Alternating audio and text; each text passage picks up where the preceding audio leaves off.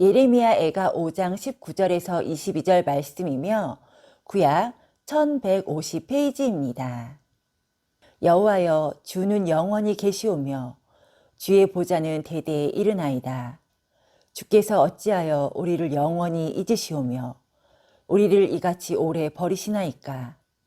여호와여, 우리를 주께로 돌이키소서.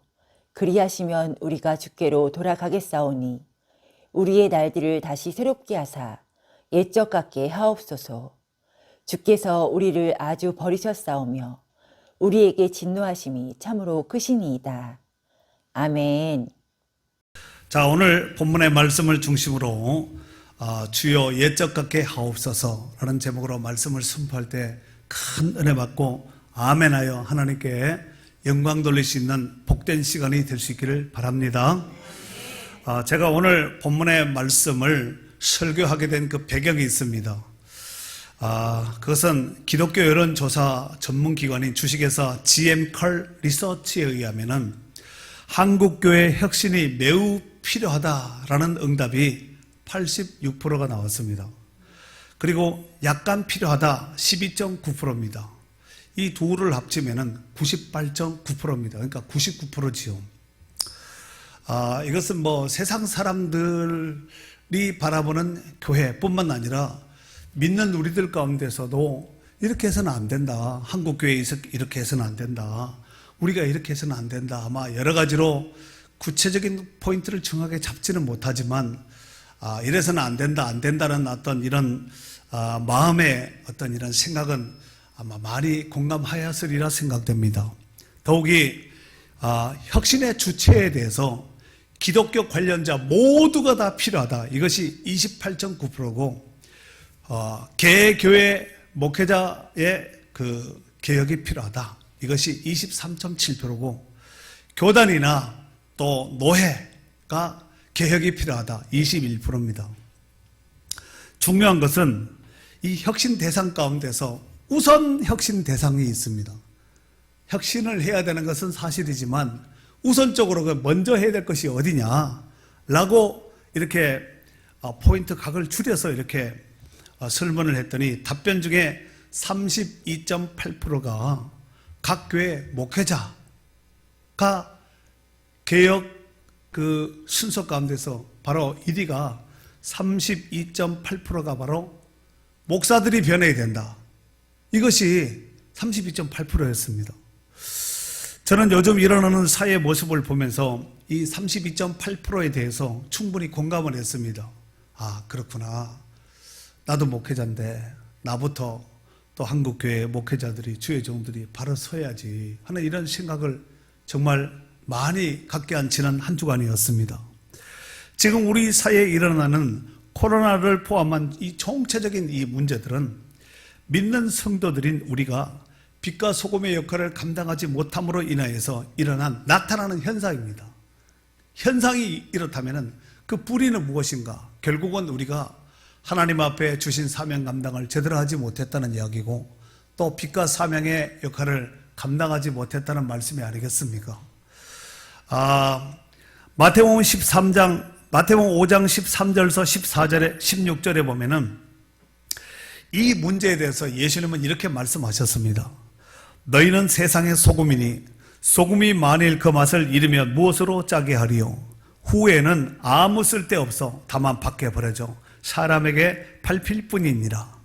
너희는 세상의 빛이라. 산 위에 있는 동네가 숨겨지지 못할 것이요 사람이 등불을 켜서 말 아래 두지 아니고 등경 위에 두나니 이러므로 집안 모든 사람에게 빛이 느니라. 이같이 너희 빛이 사람 앞에 빛이 가요 그들로 너희 착한 행실을 보고 하늘에 계신 너희 아버지께 영광을 돌리게 하라 그랬습니다.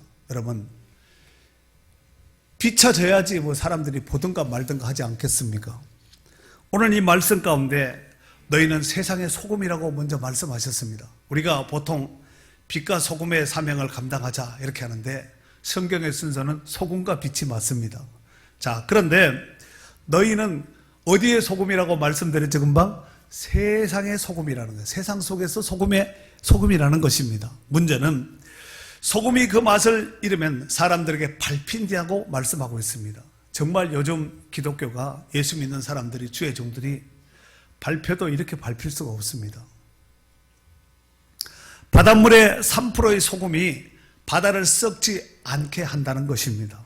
결국 우리 사이가 이렇게 부패되고 이렇게 썩은 것을 보아서 3%의 크리스찬이 없다는 메시지가 아니겠습니까? 과연 이 시대를 살릴 진정한 크리스찬들은 어디에 갔을까요? 또 너희는 세상의 빛이라고 예수님께서 말씀하셨습니다. 빛을 잃어버리면 결국 어둠이 판치는 세상이라는 얘기가 아니겠습니까? 오늘 이 시대는 반짝이는 등불들은 많은데 생명을 살리는 참빛이 사장된 시대 가운데 살아가고 있다는 사실입니다. 복음서에는 열매 없는 무화과 나무가 주님께로부터 책망을 받았습니다. 아니 저주받아서 그 뿌리로부터 말라서 죽어버렸습니다. 그러므로 빛의 자녀들은 빛의 자녀된 확실한 열매를 내놓아야 된다는 말씀입니다. 에베소서 5장 8절에서 9절에 보면은 너희가 전에는 어둠이더니, 우리가 다 전에는 다 어둠이었습니다. 어둠의 자녀고 어둠의 종들이었고 어둠 가운데 거하던 이런 자들이 아니었겠습니까? 그런데 이제는 주 안에서 빛이라, 빛의 자녀들처럼 행하라는 거예요. 빛의 열매는 모든 착함과 의로움과 진실함에 있느니라 그랬습니다. 이게 뭘까요? 빛의 열매, 모든 착함과 의로움과 진실함, 이것이 열매거든요. 이런 열매가 있어야 된다는 말씀이 아니겠습니까? 그렇다면 왜 이런 현상들이 오늘날 이와 같이 심각하게 대두되고 나타나게 되었을까요? 물론 성도들의 잘못된 점도 있지만 궁극적으로는 아까 32.8%, 10명 중에 약 7명, 10명 중에 약 한 3명 정도가 주의 종들의 책임이라는 것입니다. 정말 주의 종들이 복음의 생명을 거고 뛸 일꾼들을 배출하지 못한 주의 종들의 책임이라고 저도 통감합니다. 주의 종들은 주님이 다시 오실 때까지 끊임없이 지속해야 될 그 사명이 있습니다. 그것이 뭐냐면은 바로 때를 얻든지 못 얻든지 주의 복음을 전파해야 될 그 사명이 있습니다. 그리고 성도들을 잘 양육하여 주님의 제자요, 복음의 제자를 만들어야 합니다. 언제까지요? 주님 다시 오시는 그날까지 신실하게 그 사명을 힘들어도 계속 해야 될 줄로 믿습니다. 그러니 교회에서 제자 양육을 할 때 여러분들이 적극 동참하셔야 됩니다. 아무리 주의 종이 여러분 양육을 합니다, 훈련합니다, 아무리 외치고 설파해도 여러분들이 따라오지 않으면 아무 의미가 없습니다.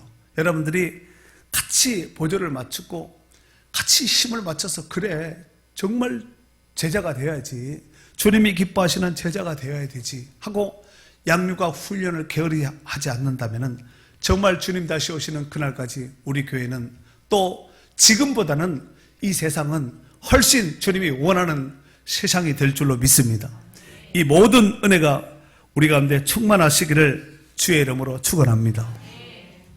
자, 오늘 본문으로 돌아가서 이제 남유다의 예루살렘 성 함락을 온몸으로 체험을 했던 예레미야 선지자가 쓴 성경입니다.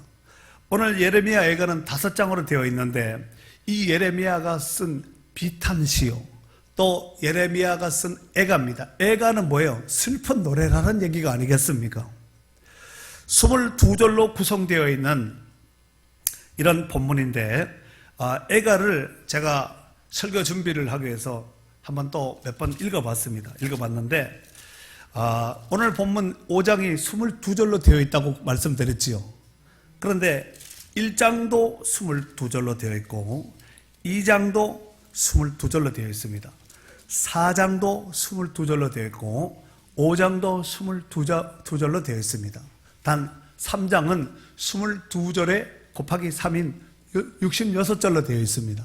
그러니까 22, 22, 66, 22, 22 이렇게 되어 있다는 얘기죠. 그러니까 이렇게 아마 이렇게 이걸 수를 맞춘 것을 보아서 이게 아마 시에 들어가는, 우리 성경으로 보면은 그냥 아이고 산문체로 되어 있는 그냥 글인가 보다 하지만 이게 노래라니까, 노래.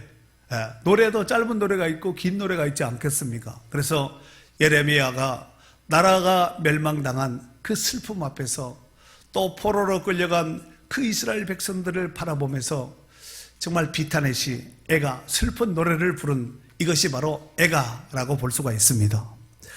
총 22절로 되어 있는 오늘 본문의 말씀을 크게 두 단락으로 나눠보면 먼저 1절에서 18절의 내용은 하나님의 심판에 대한 예레미야의 중보적인 기도문으로 구성되어 있습니다. 즉 이스라엘의 범죄로 인한 비참한 현실의 모습을 바라보면서 가슴 아프게 이 노래를 부르고 있는 것이지요. 그리고 19절에서부터 마지막 22절까지는 오늘 메인 본문의 말씀입니다. 인간의 사랑을 초월하여 역사하시는 하나님의 사랑과 약속하신 말씀에 대해서는 반드시 이행하시는 하나님의 신실한 그 근거에 의하여서 하나님 앞에 간절히 기도하고 있는 예레미야의 모습을 볼 수가 있습니다. 사랑하는 성도 여러분, 요한일서 4장 16절에 보면은 사도 요한은 예수님에 대해서 이렇게 말씀하고 있습니다. 하나님은 사랑이라 그랬습니다. 하나님은 뭐라고요? 하나님은 사랑이라 그랬습니다. 이러고 근데 하나님은 사랑의 원석, 누가 사랑이 많다, 누가 사랑이 뭐 있다 하지만 그 오리지널 사랑의 원석은 하나님이신 줄로 믿습니다. 그런데 이 하나님의 속성에는 사랑의 속성에만 있는 것, 사랑의 속성만 있는 것이 아니라 하나님의 속성은 여러 가지가 또 있습니다. 지혜도 있고, 거룩도 있고, 뭐 공의도 있고, 여러 가지 다 있는데 하나님의 속성은 사랑의 속성, 본질은 사랑이기도 하지만 또 세 번 하면은 하나님은 공의의 속성도 가지고 있다는 말씀입니다. 이 말이 무슨 얘기냐면은 하나님은 죄를 지으면은 하나님의 속성이 사랑을 가지고 있지만 죄를 범하는 그 사람을 보면은 자녀를 할지라도 그냥 두질 않는다는 얘기예요. 공의가 그런 것이 아니에요. 내로남불하면은 공의가 아니잖아요. 죄를 보면은 단호하게 하나님이 처리하신다는 얘기입니다. 그게 바로 하나님의 공의의 속성에 근거한 사랑이기 때문에 그렇습니다. 그로 인해서 이스라엘 백성들의 범죄를 묵인치 않으셨습니다.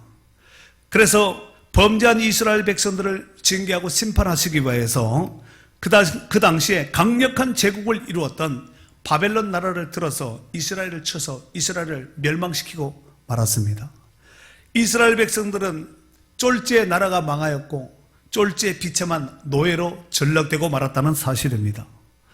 오늘 본문의 눈물의 선지자인 예레미야는 지금도 눈물을 흘리면서 하나님의 긍휼하신 은총을 바라보며 하나님 앞에 간절히 기도하고 있습니다. 그 내용이 오늘 메인 본문을 일단 먼저 한번 읽도록 하겠습니다. 오늘은 제가 성경을 좀 많이 읽으려고 그래요. 19절서 22절 오늘 메인 본문의 말씀입니다. 여호와여 주는 영원히 계시오며 주의 보좌는 대대에 이르나이다. 주께서 어찌하여 우리를 영원히 잊으시오며 우리를 이같이 오래 버리시나이까. 여호와여 우리를 주께로 돌이키셔서 그리하시면 우리가 주께로 돌아가겠사오니 우리의 날들을 다시 새롭게 하사 옛적 같게 하옵소서. 주께서 우리를 아주 버리셨사오니 우리에게 진노하심이 참으로 크시니다. 아멘. 여러분, 버려진 자의 그 비참함은 버려져본 자만이 압니다. 하나님, 우리를 언제까지 버리시렵니까? 왜 이래 모르는 척하고 외면하십니까? 하나님은 이미 애가 전에 예레미야서를 통하여서 70년이 되면은 그 포로된 땅에서 고토의 땅으로 다시 돌이키겠다고 하나님이 약속하셨습니다. 예레미야는 이미 알고 있습니다. 그러함에도 불구하고 하나님 이 때를 좀 단축시켜 주세요. 여러분, 하나님의 때를 예레미야가 알고 있다니까요. 그런데 하나님, 그럼에도 불구하고 하나님은 사랑이시고 하나님은 긍휼이 많으신 하나님이시잖아요. 그래서 하나님, 우리를 버려두지 마시고 우리를 다시 한번 옛적같이 돌이키셔서 다시 한번 우리를 옛적같이 새롭게 하옵소서 하고 눈물을 흘리면서 지금 이렇게 애가를 부르고 있는 것입니다. 그리고 오늘 마지막 절 22절에 보면은 다소 절망적인 어조로 끝을 맺고 있지요. 22절만 한번 읽어볼까요? 시작. 주께서 우리를 아주 버리셨사오매 우리에게 진노하심이 참으로 크시니이다. 끝이에요.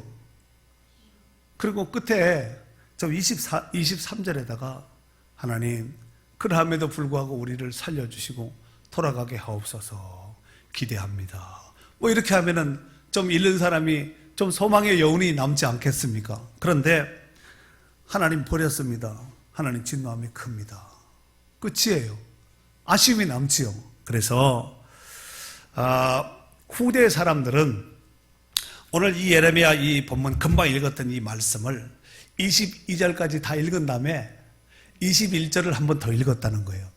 그 22절을 다 읽고 21절을 한 번 더 읽도록 하겠습니다. 이렇게 끝냈다는 거예요. 시작. 주께서 우리를 아주 버리셨사오며 우리에게 진노하심이 참으로 크시니이다. 여호와여 우리를 주께로 돌이키소서. 그리하시면 우리가 주께로 돌아가겠사오니 우리의 날들을 다시 새롭게 하사 옛적 같게 하옵소서 하고, 이렇게 회당에서는 이 본문을 읽을 때 끝을 읽고 21절을 한 번 더 읽었다는 것입니다. 오늘 여기 보면은 하나님께서 옛적같이 우리를 새롭게 다시 한번 기회를 주셔서 돌이켜달라는 이런 기원이, 간절한 기원이 담겨져 있는 본문의 말씀을 우리가 읽을 수가 있습니다.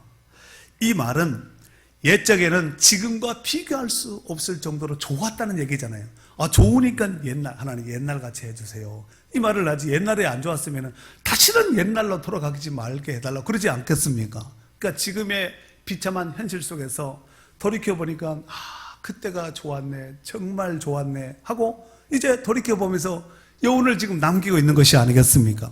그렇다면 그때는 어느 정도로 좋았고 지금은 어느 정도로 비참한지 예레미야의 고백을 통해서 한번 보도록 하겠습니다. 자, 예레미야 1장 1절 2절 읽겠습니다. 슬프다 이 성이여, 전에는 사람이 많더니 이제는 어찌 그리 정마하게 앉았는고. 전에는 열국 중에 크던 자가 이제는 과부같이 되었고, 전에는 열방 중에 공주였던 자가 이제는 강제 노동을 하는 자가 되었도다. 밤에는 슬피 우니 눈물이 뺨에 흐르며 사랑하는 자들 중에 그에게 위로하는 자가 없고 친구들도 다 배반하여 원수들이 되었도다. 아멘. 그래서 지금 밤이고 낮이고 예레미야는 그 옛날을 생각하면서 슬픔의 비가를 부르며 눈물을 흘리면서 하나님 앞에 기도하는 거예요. 슬프다 이 성이요. 이 성이 어디 성일까요? 예루살렘 성을 말하는 겁니다. 전에는 사람이 많더니, 전에는 사람도 바글바글하게 많은데 지금은 어찌 그리 적막하게 앉았는고. 초라하게 외로운 새같이 앉아있는 거죠.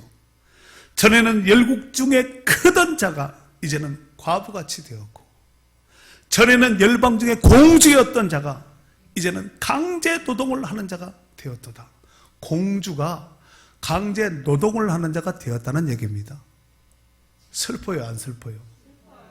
그래서 예레미야가 2절 밤에는 슬피 우니 눈물이 뺨에 흐른다는 거예요. 사랑하는 자 중에서는 나를 위로하는 자가 없고 그 친한 친구들도 다 배신해서 왼수가 되었다는 것입니다.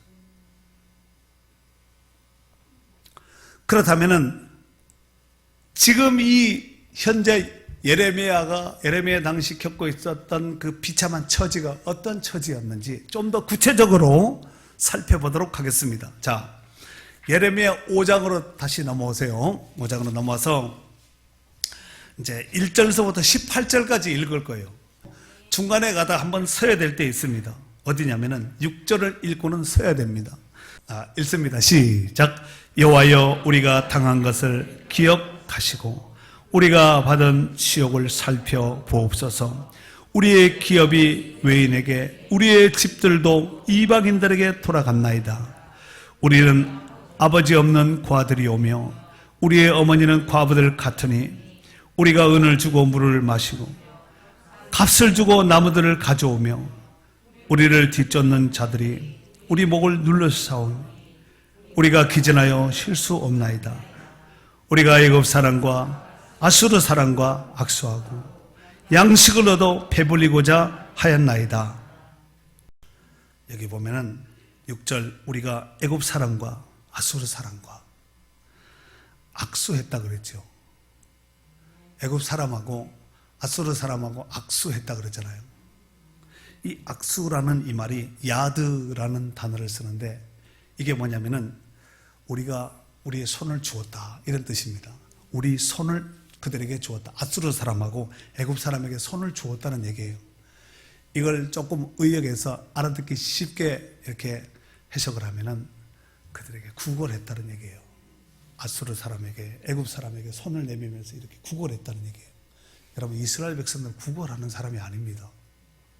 열방 중에 부러워하던 자, 공주 같은 자, 왕자 같은 황태자 같은 이런 나라였거든요.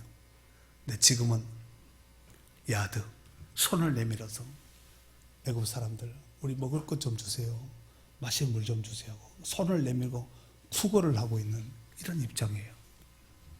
이해가 되시나요? 자, 7절서부터 또 읽도록 하겠습니다. 시작.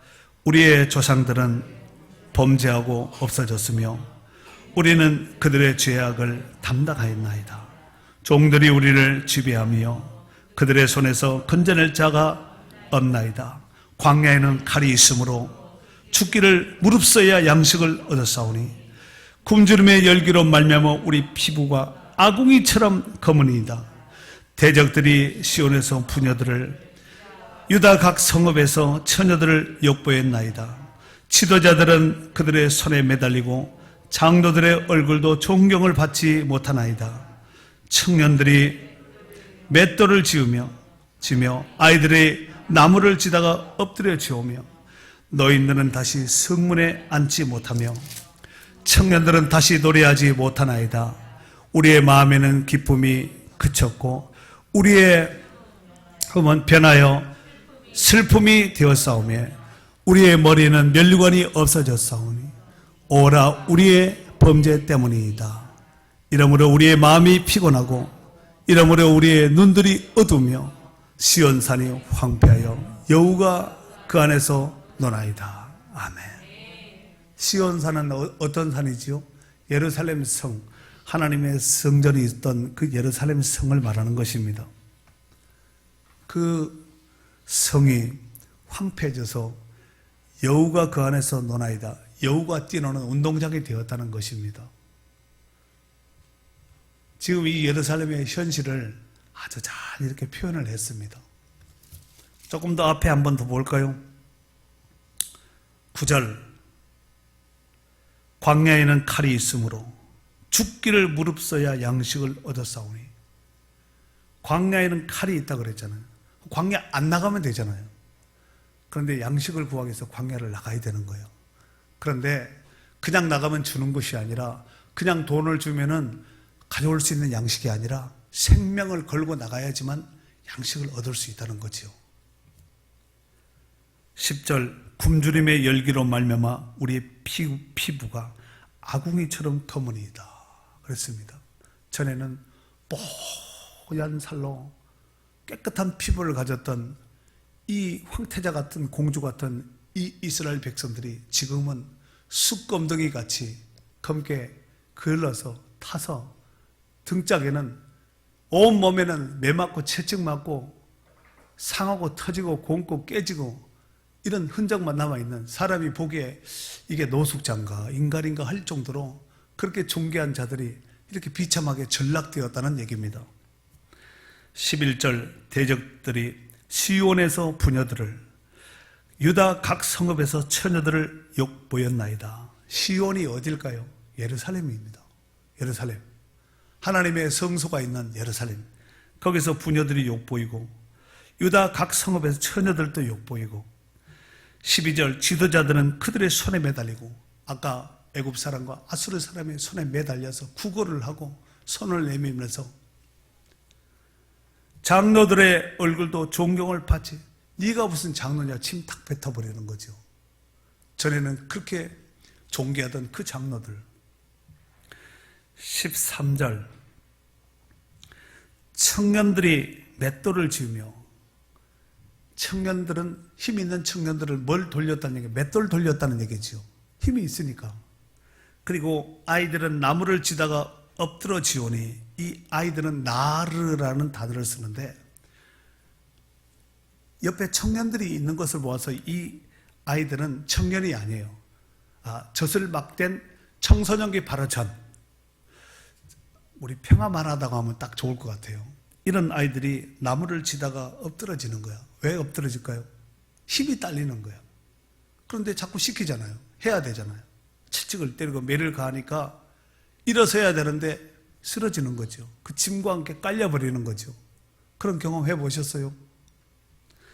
노인들은 다시 성문에 앉지 못하고 노인들 성문에 앉았다. 여러분, 이스라엘 나라는 성문 문화입니다. 성문 문화. 그래서 성문 앞에서 이 모든 재판이나 이런 중요한 일들이 성문에서 다 처리되는 거예요. 보아스, 룻과 보아스, 여기 보면은 기업 물을자 나오잖아요. 다 성문 앞에서 다 이루어지지 않습니까? 그런데 이제는 노인들이 성문에 앉았다는 것은 노인들은 충분한 인생의 경험과 여러 가지 또 어떤 율법 해석을 해줄 수 있는 사람이거든요. 이런 노인들이 성문에 없다는 거야.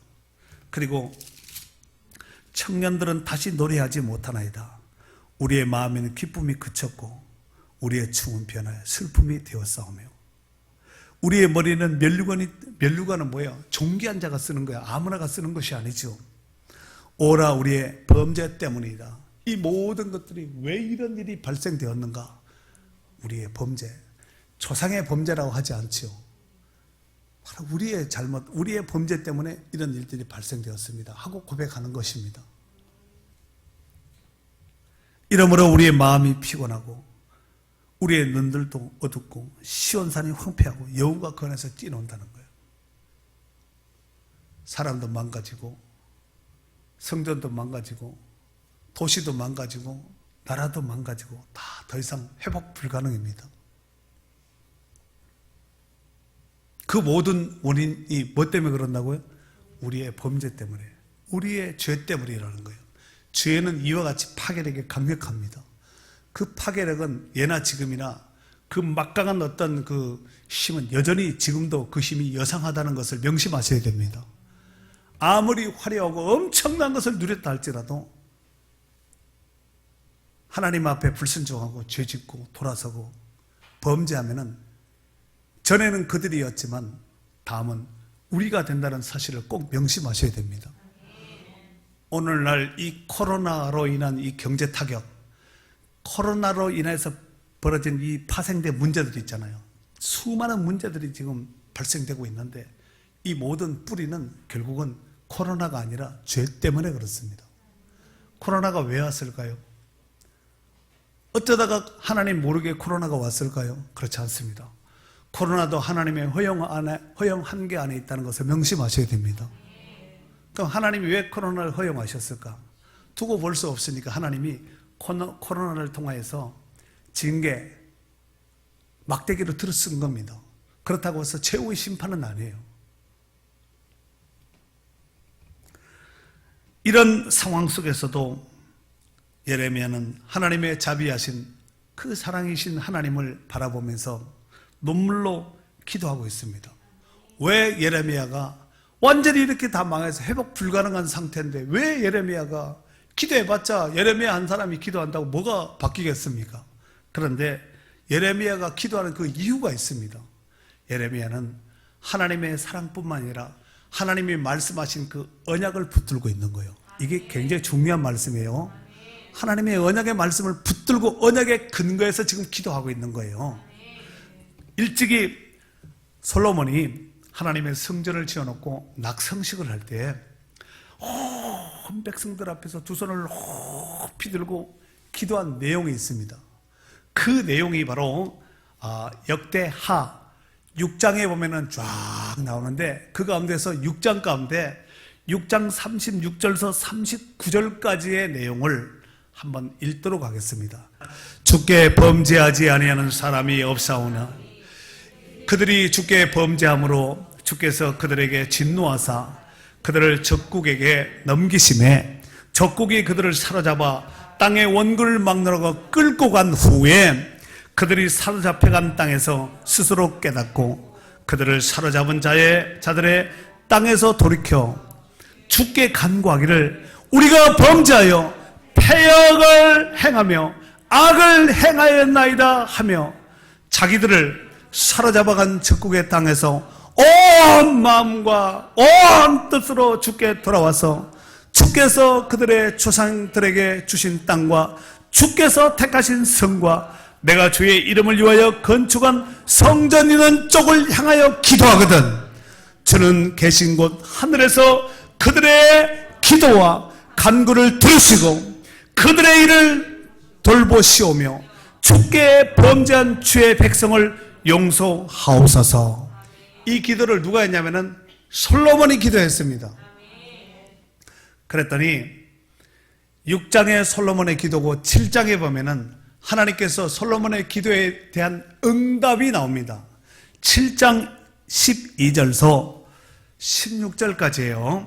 밤에 여호와께서 솔로몬에게 나타나 그에게 이르시되 내가 이미 내 기도를 듣고 이곳을 택하여 내게 제사하는 성전을 삼았으니 혹 내가 하늘을 닫고 비를 내리지 아니하거나 혹 메뚜기들에게 토산을 먹게 하거나 혹 전염병이 내 백성 가운데 유행하게 할 때 내 이름으로 일컫는 내 백성이 그들의 악한 길에서 떠나 스스로 낮추고 기도하여 내 얼굴을 찾으면 내가 하늘에서 듣고 그들의 죄를 사하고 그들의 땅을 고칠지라. 이제 이곳에서 하는 기도에 내가 눈을 들고 귀를 기울이리니 이는 내가 이미 이 성전을 택하고 거룩하게 하여 내 이름을 여기에 영원히 있게 하였습니다. 내 눈과 내 마음이 항상 여기에 있으리라. 아멘. 지금 예루살렘 성전은 솔로몬이 지었던 그 성전이 현재 존재하고 있는 것이 아닙니다. 폐허가 된 상태입니다. 다 사라졌다는 얘기지요. 그런데 예레미야는 그 성전 있는 쪽을 향해서 하나님 앞에 기도하고 있는 거예요. 먼 땅 이방 땅에서 비록 눈에 보이지 않는 성전이지만 하나님 성전이 있는 그쪽 편을 향해서 성전이 있다고 마음에 생각을 하고 있었던 그 성전을 바라보면서 솔로몬이 전에 기도했던 그 언약의 말씀을 근거해서 그 말씀을 근거해서 지금 예레미야가 지금 기도하고 있는 것입니다. 그러나 그러함에도 불구하고 조심해야 될 것을 솔로몬이 경계합니다. 요게 이제 마지막 한 번만 더 읽도록 하겠습니다. 역대하 7장 19절서 22절에 있는 말씀이에요.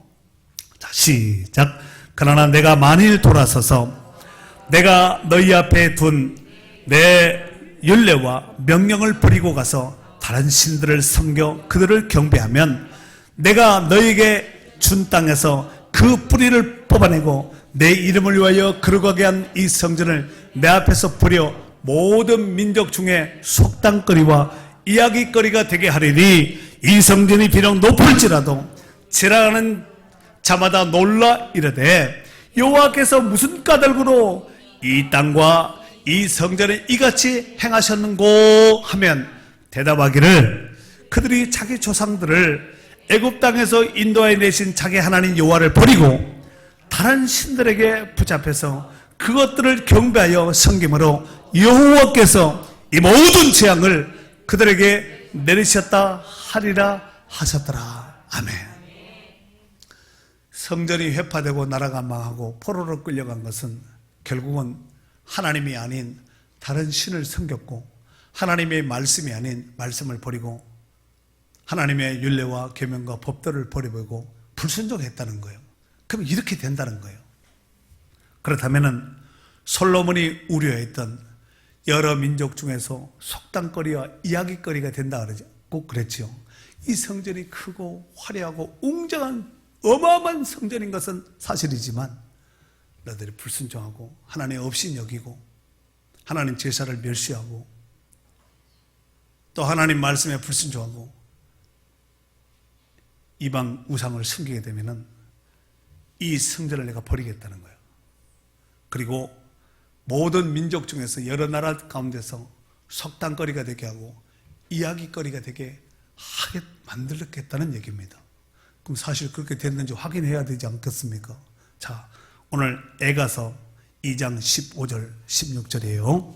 모든 지나가는 자들이 다 너희를 향하여 박수치며 딸 예루살렘을 향하여 비웃고 머리를 흔들며 말하기를 온전한 영광이라 모든 세상 사람들의 기쁨이라 일컫는 이 성이 이 성이냐 하며 내 모든 원수들은 너를 향하여 그들의 입을 벌리며 비웃고 이를 갈며 말하기를 우리가 그를 삼켰도다. 우리가 바라던 날이 과연 이날이라. 우리가 얻기도 하고 보기도 하였다 하도다. 그랬습니다. 비웃고 박수치고 머리 흔들면서 이를 갈면서 그 옛날 그 어마어마했던 성이 요거야? 요거? 이런다는 거예요. 지금 현재 이스라엘 백성들은 그런 상태에 있습니다. 어쩌면은 한국교회가 이런 모습을 취하고 있는 입장이 아닐까 생각을 해보았습니다. 사랑하는 성도 여러분, 사실 이스라엘 백성들이 바벨론 땅에서 해방되어 돌아간다는 것은 현실적으로 가능성 제로입니다. 1%도 안 나옵니다. 제로. 있을 수 없는 얘기예요. 고로 이스라엘 백성들이 하나님 앞에 회복되어서 다시 예루살렘으로 돌아간다는 것은 오직 하나님의 절대 주권적인 역사가 있을 때만이 가능한 일입니다. 하나님의 어떤 특별한 비상성리적인 어떤 방법이 있으면 몰라도 인간적인 생각은 가능성 제로인데니까. 너희들은 지금부터 너희들이 앞으로 희망을 품을 수 있는 모든 가능성은 제로로 만들어라. 포맷시켜라. 가능성 제로입니다. 돌아올 수가 없는 거예요. 1,000km가 넘습니다. 1,000km가 넘는다니까. 거리나 가까우면은 옆 동네 애국 같으면은 뭐 금방 이렇게 뭐 조치를 한다고 하지만 가능성 제로라니까. 고로 회개할 마음도 하나님이 주셔야지만 할 수 있습니다. 우리 성경에 보면은 21절 여호와여 우리를 주께로 돌이키소서 그리하시면 우리가 주께로 돌아가겠사오니 그랬죠. 하나님 주께로 돌이켜주세요. 우리가 돌아갈 수 있도록 우리의 마음을 돌이켜주세요. 그러죠. 안 된다니까요. 야 우리 돌아가자 이런다고 될 일이 아니라니까요. 하나님이 그 마음도 주셔야 됩니다. 여러분 성전에 나오는 그 마음 여러분이 나온 것 같지만 아니 그렇지 않습니다. 하나님이 그 마음을 주셨기 때문에 여러분들이 성전에 온 것이지 나는 원래부터 교회를 잘 나가는 체질에서 그런다 그렇지 않다니까요. 오늘 회개한 마음을 그들에게 달라고 예레미야가 지금 기도하고 있지요. 그리고 옛적같이 다시 새롭게 회복시켜 달라고 하나님 앞에 간절히 기도하고 있습니다. 이런 회복과 다시 새롭게 하는 은혜는 오늘 우리에게도 필요하다는 사실입니다. 코로나가 1년 이상 지속됨으로 인하여서 경기 침체와 활동 제약으로 인하여서 여기저기서 사회적인 문제가 계속해서 대두되고 있습니다. 이스라엘 백성들이 살 수 있는 유일한 길은 그들이 회개하고 하나님 앞에 돌아와야 됩니다. 근데 회개도 이게 내 마음대로 돼야지 회개지. 여러분 회개도 그냥 되는 것이 아니에요. 회개도 하나님이 회개의 영을 부어줘야 되는 거예요. 부어줘야지 가능한 것이지 회개나 좀 할까 하고 이런다고 될 일이 아니라니까요. 코로나 시대를 살아가는 우리도 살 수 있는 유일한 길은 죄악된 삶을 청산하고 하나님 앞에 온전히 돌아오는 길밖에 없습니다. 이사야 1장 18절 말씀에 보면은 오라 우리가 서로 변론하자 너희 죄가 추원 같을지라도 눈과 같이 휘어질 것이요 쥐농같이 붉을지라도 양털같이 희게 되리라 그랬습니다. 아무리 추원같이 쥐농같이 붉은 죄라 할지라도 하나님 앞에 돌아오는 자에게는 하나님은 다시 살리고 회복하고 돌이키고 이렇게 세울 수 있다니까요. 오늘 본문 21절 하반절에 기록된 오늘 주제와 제목과 연관성이 있는 하나님은 다시 새롭게 해서 옛적같이 하나님은 새롭게 그 이상도 하나님이 세울 수 있는 분이 아니겠습니까? 집 나간 탕자가 기근을 만나서 양식 있는 아버지 집으로 돌아왔듯이 코로나의 질병과 기근을 만나서 고통 중에 있는 더 많은 사람들이 하나님을 떠나면 살 수 있을 것 같지만 오히려 더 비참해지는 거예요. 오히려 생명의 주가 되시는 하나님께 돌아오는 역사가 이런 기회를 통해서 돌아오는 역사가 일어나야 됩니다. 그래서 고통과 고난과 질병 중에서도 하나님의 선하신 뜻이 이루어지는 구원의 역사가 더 풍성하게 일어나는 기회가 될 수 있기를 주의 이름으로 축원합니다.